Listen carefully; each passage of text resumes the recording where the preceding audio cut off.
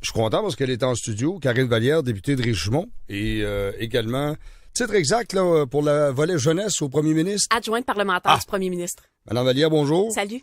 C'est quoi la stratégie jeunesse? Parce qu'hier, on a sorti tambour et trompette. Oui. C'est quoi vraiment pour les gens? Parce que stratégie jeunesse, là, c'est du pelletage de nuages pour les gens. Concrètement, ça veut dire quoi? Concrètement, c'est 200 millions sur les 5 prochaines années. Et ce que j'ai voulu dans cette stratégie d'action jeunesse-là, c'est qu'elle soit très régionalisée. Donc, on voyait beaucoup de mesures au national avant et je me suis arrangée pour que ça descende dans chacun de nos milieux. Okay. Alors, ce que ça veut dire, c'est beaucoup de projets concrets pour les jeunes dans chacune des régions. Comme? Exemple, la bonification des projets du Carrefour Jeunesse Emploi qui va permettre maintenant des projets d'entrepreneuriat, des projets de volontariat et des projets de bénévolat aussi. Donc, on va avoir un double objectif d'aider les organismes communautaires dans une relève de bénévolat. On connaît très bien les stages à l'étranger avec les offices internationaux jeunesse. J'ai aussi mis en place un Québec volontaire. C'est quoi le Québec volontaire? C'est qu'au-delà d'avoir des stages à l'étranger, je me disais pourquoi on peut pas faire du volontariat, du bénévolat et des stages au Québec aussi dans nos différentes régions qui sont en la recherche de jeunes. Un genre de mais aussi ailleurs provincial. C'est un peu ça. Et ailleurs aussi au Canada. Donc, il y a cette ouverture-là maintenant qui se passe. Okay. Beaucoup de projets dans les écoles pour les bonnes habitudes alimentaires, le sport et loisirs. Et ce qui est important de savoir, la stratégie d'action jeunesse, je me suis arrangée pour que ça soit tout le temps des mesures complémentaires à ce qui se fait déjà dans les ministères, pour rien venir dédoubler, mais que ce soit vraiment de l'argent nouvelles, non pas sur des mesures qu'on a déjà actuellement, mais qui vont se répercuter en de nouveaux projets dans les milieux. Faut pas que ce soit du réchauffé, là. Non, pas du tout. Puis un autre projet super important aussi, c'est celui des stratégies d'action jeunesse dans chacune des municipalités des MRC. Pour ceux qui le désirent, le gouvernement du Québec va les accompagner en offrant une subvention pour ce faire. Et là, la question tout de suite, je vous vois venir de dire, parfait, ils vont faire des stratégies, mais comment ils vont faire pour les mettre en place? Je travaille déjà dans un temps numéro 2 pour être sûr d'aller taguer des argents jeunesse dans les nouveaux fonds qui seront disponibles dans chacune des régions. OK.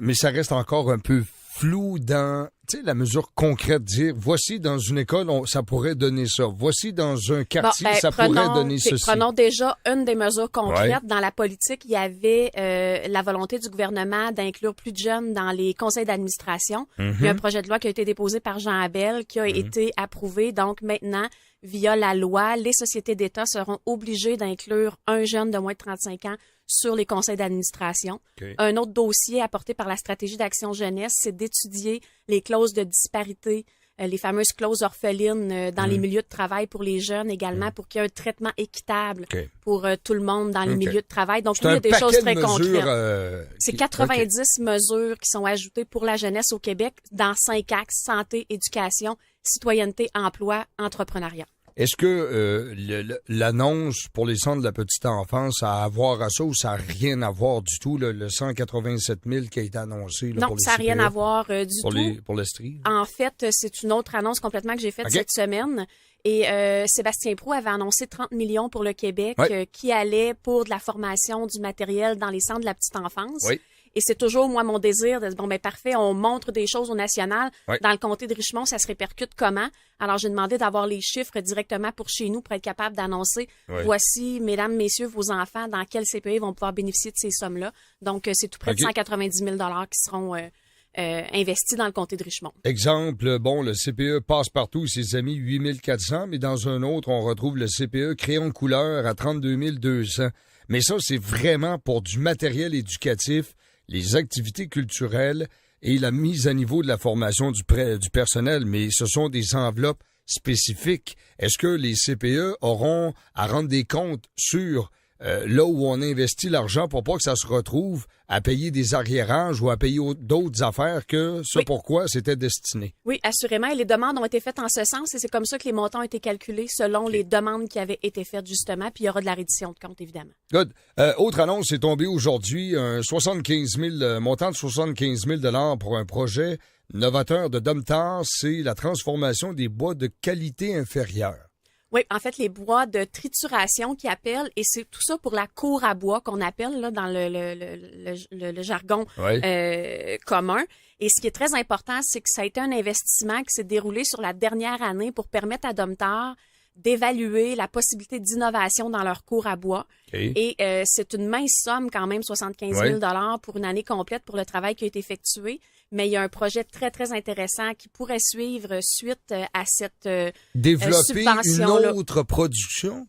C'est pas développer une autre production, mais c'est de maximiser les possibilités de cours à bois. On sait qu'il y a une centaine de camions par jour qui arrivent chez Domtar d'un peu partout.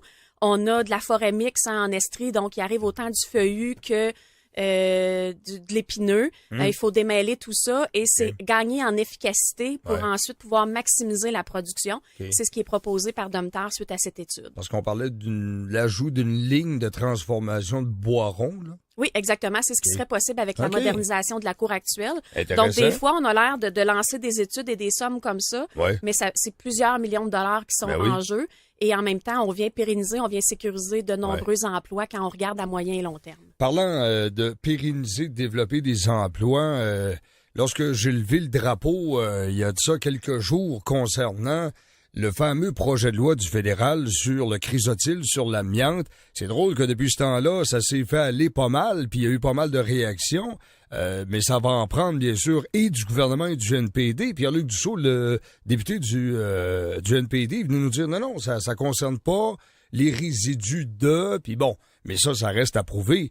Mais heureusement, il y a des gens qui se sont réveillés là, dans la dernière semaine pour dire ça prend des précisions. Là. Mais en fait, dès la sortie du projet de loi du NPD, moi, je l'ai sorti, j'ai regardé le libellé. Il y avait une certaine inquiétude de ma part. Honnêtement, politiquement, compte tenu que c'est un parti d'opposition qui le déposait, j'ai pas voulu trop en faire de cas pour pas mettre de l'avant davantage le dossier. Par contre, compte tenu que les rumeurs insistantes ont continué par rapport au Parti libéral du Canada qui c'était dans leur programme de bannir l'amiante. C'était dans leur programme électoral, effectivement. Compte tenu que la rumeur était de plus en plus insistante qu'ils allaient sortir leur propre mouture au courant de la semaine ou incessamment là-dessus, c'est là où on a mobilisé les acteurs du milieu pour dire attention, il y a une différence et il y a du développement économique encore en jeu. Mais au-delà de ça, c'est l'insécurité que ça crée aux investisseurs qui sont en train de préparer des projets ou qui en ont mis sur la table. Mais il y en a 3 qui sont connus publiquement. Je l'ai toujours dit, il y en a plusieurs qui se travaillent également. Et non seulement dans la MRC des Sources, mais ailleurs aussi, entre autres dans le comté de Richmond. Évidemment, c'est le comté là, qui me préoccupe en ce moment. Il y a vraiment, vraiment un drapeau à lever, comme vous le dites, effectivement. Et on devrait aller rencontrer là, les ministres à Ottawa au courant de la semaine. Vous en avez une pas loin ici, là? Oui. Elle n'est pas à Ottawa pour rien. Madame Bibeau est pas loin. Mais elle est à Ottawa cette semaine, donc c'est pour ça. Mais j'ai une très bonne collaboration avec Madame Bibeau. J'ai pu discuter avec elle aussi. Elle a une ouverture à entendre l'argumentaire qu'on veut lui présenter également. J'espère. Oui, c'est dans sa cour aussi. C'est ça, là. Puis on peut pas être contre le développement économique puis venir planter comme ça. Probablement un des plus gros coups de batte de baseball dans les genoux là, d'une région qui en a déjà mangé un peu trop de ces coups de batte de baseball. Pour les gens qui ont peut-être un peu moins suivi le dossier, là, je veux que ça soit bien clair. Moi, je ne me bats pas contre le projet de loi. Je suis pas de celle qui va dire faut pas bannir l'amiante et tout ça. Honnêtement, on en produit plus. Non, on parle des résidus. On n'en produit plus. On n'a plus de droit de minute. Exactement. C'est différent. Faut que les gens le comprennent, que la bataille est pas là.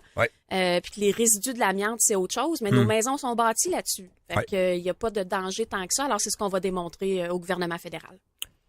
Il y a des rumeurs concernant Karine Vallière et un remaniement ministériel. Ça, le remaniement ministériel, ça sent ça, 1000 à la ronde. On est à quelques centaines de kilomètres de Québec, puis ça sent jusqu'ici, là. Puis on le sait que l'année prochaine sera l'année d'aller pour le gouvernement libéral vers les prochaines élections. On a dit avoir fait le ménage, c'est toujours comme ça. Les 2 premières années, on dit faire le ménage, on se dégage des marges de manœuvre. Les 2 autres années, on est le bon gouvernement. Mais Karine Vallière aurait une place au Conseil des ministres autrement que d'être dans, je vais appeler ça la chaise arrière du premier ministre. Est-ce que c'est quelque chose de parce que je sais que vous êtes très actif dans votre comté, que vous souhaitez aussi donner du temps à votre famille. On a vu la même chose avec Luc Fortin. Est-ce que de les antennes vous donnent des indicateurs que Karine Vallière devra troquer sa voiture avec sa face, avec une limousine au tournant 2017? Mes antennes sont très, très allumées dans le comté. Honnêtement, c'est pas le genre de truc auquel je m'attarde au national du tout. Et c'est vous qui me l'appreniez d'ailleurs ce matin, cette rumeur. Alors bon, C'est la prérogative du premier ministre, c'est la ligne que tout le monde va vous dire. Honnêtement, Et moi, je suis mon Dieu, vraiment... j'aurais dû l'écrire parce que je savais que c'était ça que vous alliez me dire. Moi, je suis vraiment, je savais, moi, je suis vraiment très bien dans ma chaise actuelle. Puis pour moi, il n'y a pas de plus petite ou de plus grande chaise non plus. Pour moi, la plus importante, c'est celle que j'occupe en ce moment. Mais Philippe Couillard a besoin de renouveau au sein de son gouvernement, a besoin d'un vent de jeunesse également. Et Karine Vallière, assurément, peut trouver facilement sa place dans cette vision pour le premier ministre? Moi, là, ma philosophie depuis tout le temps, c'est de dire que le changement, la jeunesse, le renouveau, si on valorise davantage le rôle du député, puis s'il y a plus de personnes qui prennent leur rôle à cœur, comme moi je le fais dans le comté de Richmond, je pense que tout ça en même temps peut prendre sa place avec un conseil des ministres fort. C'est au premier ministre de regarder qui va former la meilleure équipe pour lui selon les objectifs qu'il a à atteindre. Mais il faut valoriser le rôle que chacun des députés a au Québec, peu importe les partis. Et même si vous êtes ministre, je suis convaincu que vous ne délaisserez pas votre comté. Mais il faut que personne le fasse. Ça fait partie justement de ce que je dis, de valoriser le rôle du député Est-ce avant que d'avoir vous d'autres pouvez titres qu'on est passer député. ce message-là à certains de vos collègues? Oui, effectivement, je le passe. C'est pour ça que je parle de tout parti confondu. Le cynisme envers la politique part des individus qu'on est et de comment on occupe ces fonctions-là. Parce que certains oublient qu'ils ont été élus par le peuple, mais qui représentent davantage un parti que leur peuple. Alors, il faut renverser la tendance et quand on parle de changement, moi, je veux l'incarner. J'ai pas l'intention de faire ce métier, ces fonctions toute ma vie.